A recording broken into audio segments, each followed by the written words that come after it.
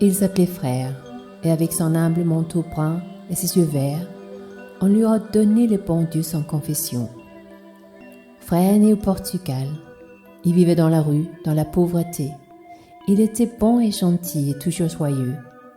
Les touristes qui fréquentaient l'hôtel au pied duquel il avait élu domicile lui accordaient souvent un peu de nourriture ou une caresse en passant. Frère, ce petit chien, était un bâtard, et il recevait ces petites offrandes avec gratitude. Parfois les passants le traitaient mal, le chassaient à coups de pied de la marche de l'hôtel Saint-Pierre. Fidèle de nature, il revenait plus tard, toujours dans l'espoir de recevoir un peu de bienveillance, d'avoir un peu de chance à manger et à boire. Les années s'écoulèrent ainsi entre abondance et misère, jusqu'au jour où l'hôtel Saint-Pierre ferma ses portes.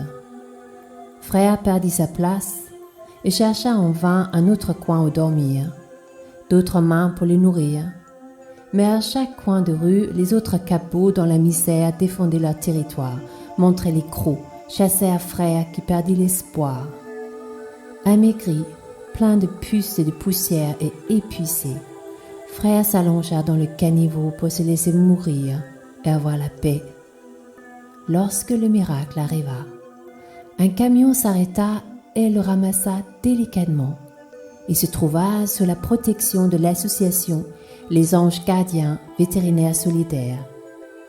Gabriel, un vétérinaire bénévole, prit soin de lui fit un pain, des vaccins et le nourrit d'amour et de croquettes. C'était vraiment chouette de voir Frère reprendre du poil de la bête. Frère regarda Gabriel avec des yeux remplis de gratitude. « C'est Dieu en personne, pensa-t-il. C'est mon sauveur. Je l'aimerai jusqu'à ma mort. Je n'aimerai que lui. » Frère fit solennellement un vœu de fidélité et d'amour à Gabriel. Il avait à peine récupéré ses forces et sa confiance en la vie que Gabriel le mit dans une cage fermée et l'envoya par train dans un autre pays. Il avait l'impression de mourir une deuxième fois, le cœur brisé, la peur dans le ventre. Il arriva dans un pays lointain et froid. Une dame ouvrit sa cage et l'invita à sortir, mais Frère voulait juste périr. Il avait juré fidélité à Gabriel et on l'avait encore trahi, abandonné, comme l'avaient fait tous ses passants autrefois. Il ne pouvait donc faire confiance à personne, voilà. Mais la dame en question était patiente et aimante, et Frère finit par montrer le bout de son nez. Elle fit venir un chouchouteur qui savait parler aux animaux et apaiser les cœurs blessés. Le chouchouteur a murmuré « Tu as le droit de briser ce vœu fait autrefois. L'amour est tellement beau et grand que tu peux en donner et en recevoir infiniment. Tu peux continuer à aimer ton Sauveur tout en ouvrant ton cœur à cette âme qui t'accueille aujourd'hui. Brise tes siennes, transforme ce vœu trop étriqué en promesse d'être heureux et de t'aimer.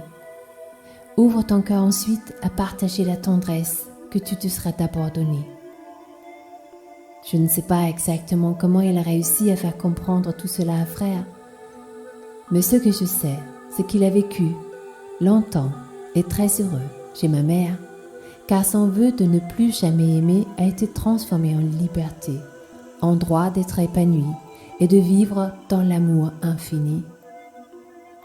Il est vrai que certaines âmes sont comme cela, fidèles à un vœu prononcé autrefois. Parfois ça remonte à d'autres vies, un amour impossible ou interdit. Une peur infinie les a poussés à renoncer à leur liberté.